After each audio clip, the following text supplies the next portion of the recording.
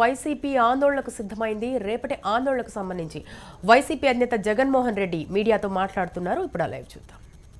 గట్టిగా ఒత్తిడి తీసుకుని రావాల్సిన అంశం మీద సాక్షాత్తు ముఖ్యమంత్రి రాష్ట్ర ప్రజలను వెన్నుపోటు పొడుస్తా ఉన్న పరిస్థితులు చూసినప్పుడు నిజంగా గుండె తరుక్కుపోతుంది. ఇవాళ ముఖ్యమంత్రి గారు కృష్ణా ప్రెస్ మీట్ ముఖ్యమంత్రి అన్న మాటలమ్మా, నిన్న ప్రెస్ మీట్లో ముఖ్యమంత్రి గారు అన్న మాటలు ఒకసారిమ్మా. ముఖ్యమంత్రి గారు ప్రెస్ మీట్లో పెడుతూ హోదాలో ఉన్న అన్ని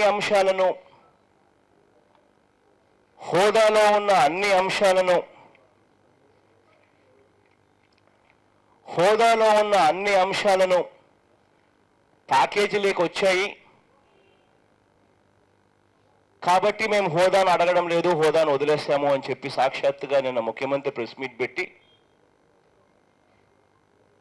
హోదాను వదిలేశాం, కారణం హోదాలో ఉన్న అన్ని అంశాలను ప్యాకేజీలో మాకు అందాయి అని చెప్పి చంద్రబాబు నాయుడు గారు సాక్షాత్తు అబద్ధాలు చెప్తా ఉంటే, నిజంగా హోదాలో ఉన్న అన్ని అంశాలు మనకు అందాయా అని అడుగుతా ఉన్నా. హోదాలో ఉన్న అన్నిటికన్నా ముఖ్యమైన అంశం ప్రత్యేక హోదా వల్ల మాత్రమే, ప్రత్యేక హోదా కలిగిన రాష్ట్రాలకు మాత్రమే ఇచ్చే పారిశ్రామిక రాయితీలు, కేవలం ప్రత్యేక హోదా కలిగిన రాష్ట్రాలకు మాత్రమే ఇచ్చే ఇటువంటి రాయితీలు, 100% income tax exemption, 100% excise duty కట్టవలసిన పని లేకుండా ఉండే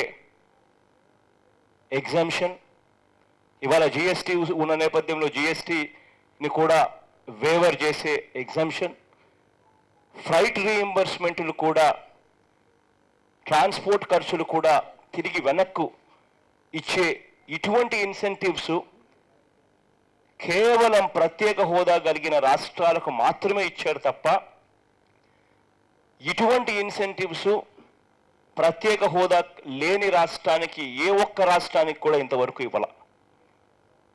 ఇది ముఖ్యమంత్రి గారికి బాగా తెలుసు. ప్రత్యేక హోదా ఉంటేనే ఇటువంటి రాయితీలు వస్తాయి, ఇటువంటి రాయితీలు వచ్చినప్పుడే పరిశ్రమలు వస్తాయి, ఇటువంటి రాయితీలు వచ్చినప్పుడే పరిశ్రమలు లక్షల కోట్లతో పరిశ్రమలు పెడతారు,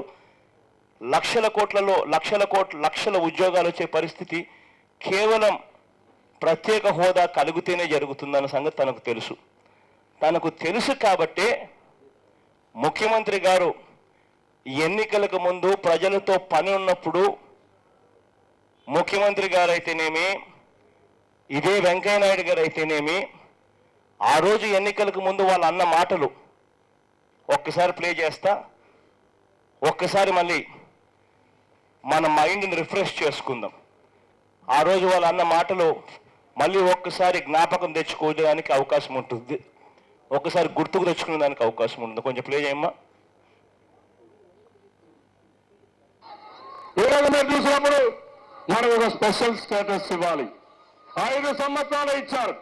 నేను నరేంద్ర మోడీ గారిని కోరుతున్నా, 15 సంవత్సరాలు ఇవ్వండి. 5 సంవత్సరాల్లో ఇండస్ట్రీ రావాలంటే 2-3 ఏళ్ళు అవుతుంది. అది ప్రారంభమయ్యే లోపల ఆ స్టేటస్ పోతే మళ్ళీ అభివృద్ధి ఆగిపోతుంది. అందుకని కనీసం 15 సంవత్సరాలు స్పెషల్ స్టేటస్ ఇవ్వమని చెప్పి వారిని కోరుతున్నా.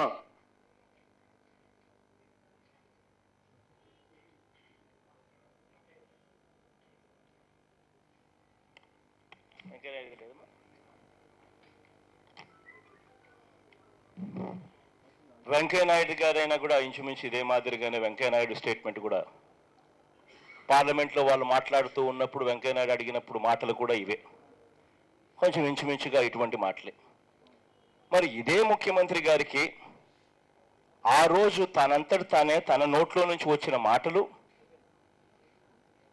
ఇండస్ట్రీ కట్టడానికే 2-3 సంవత్సరాలు పడుతుంది, మీరు 5 ఏళ్లే ప్రత్యేక హోదా ఇస్తామంటున్నారు, 2-3 ఏళ్ళు ఇండస్ట్రీ కట్టడానికే పడుతుంది, ఇది కట్టే లోపలనే ఈ ప్రత్యేక హోదా ఆగిపోతే 5 ఏళ్లకే ప్రత్యేక హోదా ఆగిపోతే అభివృద్ధి ఆగిపోతుంది, అందుకని 5 ఏళ్ళు సరిపోవు 15 ఏళ్ళు కావాలని ఆ రోజు ముఖ్యమంత్రి అన్న మాటలు.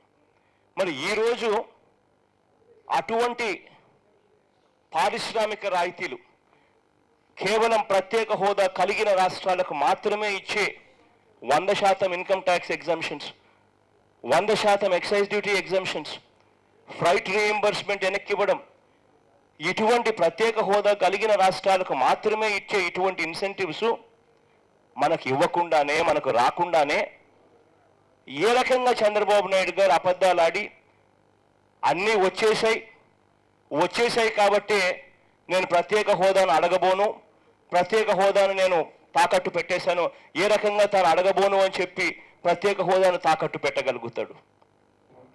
నోరు తెరిస్తే ఈయన మాట్లాడే మాటలు అబద్ధాలే. ఈయన ఏదైతే ఎన్నికలప్పుడు ఏదైతే ప్రమాణం చేసి ఇస్తానన్నాడో, ఎన్నికల మేనిఫెస్టోలో ఏదైతే ఈయన చెప్పాడో, రైతులందరికీ పూర్తిగా బేషరతుగా రుణాలు మాఫీ కావాలి అని అంటే బాబు ముఖ్యమంత్రి కావాలి అని అనడమే కాకుండా మేనిఫెస్టోలో పెట్టాడు.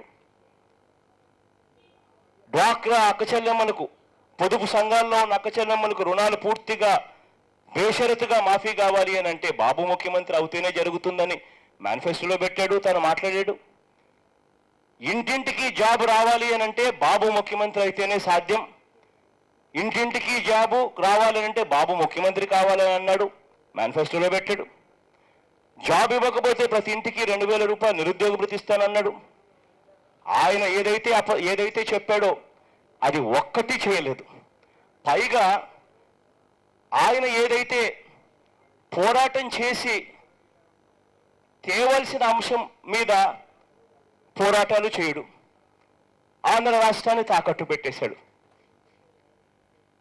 ఢిల్లీతో పోరాటం చేసి మనకు ఏదైతే పార్లమెంటు సాక్షిగా వాళ్ళు ఇస్తామన్నారో అది సాధించుకునేందుకు చేయాల్సిన ప్రయత్నం ఒకటి చేయలేదు, తాకట్టు పెట్టాడు ఆంధ్ర రాష్ట్రాన్ని.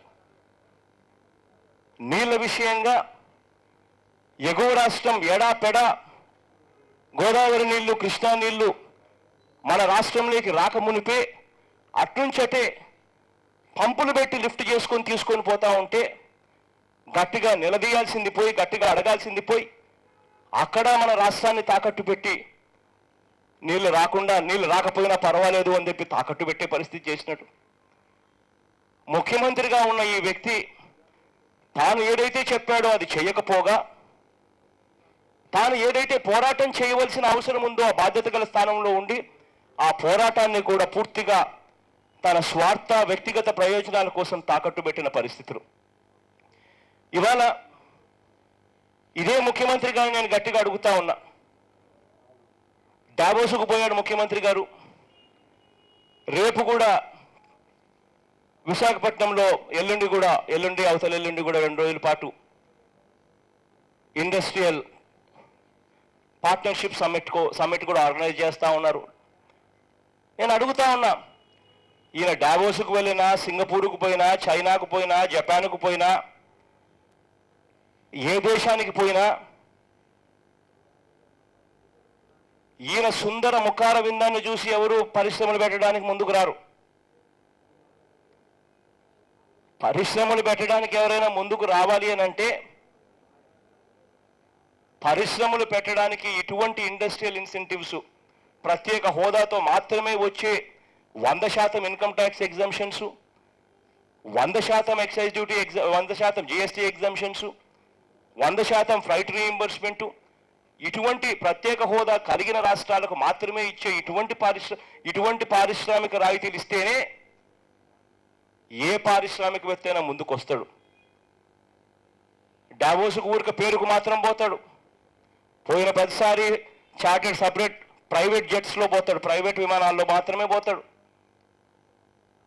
పోయి 4 రోజులు స్విట్జర్లాండ్లో బాగా చలికి మంచును చూసి విలాసవంతంగా గడిపొస్తాడు. ఈయన పోయాడు అని అంటే రాష్ట్రానికి ఒక 25 కోట్లు ఫటక్ డామ్.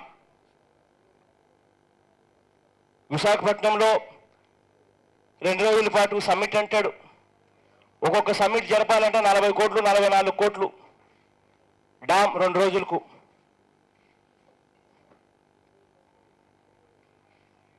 ఈవెంట్ మేనేజ్మెంట్ చేస్తూ చంద్రబాబు నాయుడు గారు అబద్ధాలతో మభ్యపెట్టే కార్యక్రమం.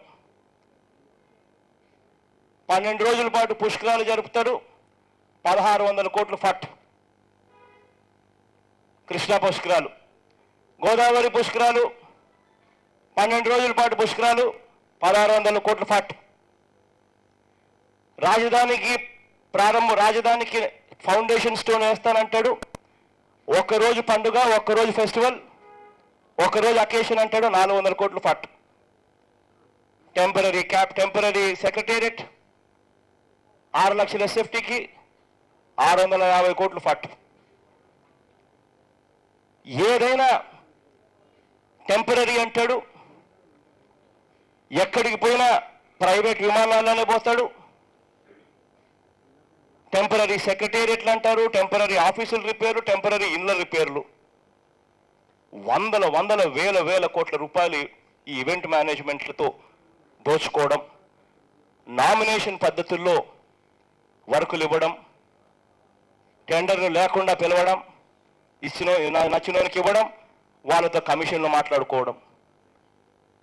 పోలవరం దగ్గర నుంచి కాంట్రాక్టర్ల దాకా స్కాములే. కాంట్రాక్టర్ల దగ్గర నుంచి బొగ్గు దాకా స్కాములే. బొగ్గు నుంచి ఇసుక దాకా స్కాములే. ఇసుక నుంచి రాజధాని భూముల దాకా స్కాములే. చివరికి ఎన్నికల హామీల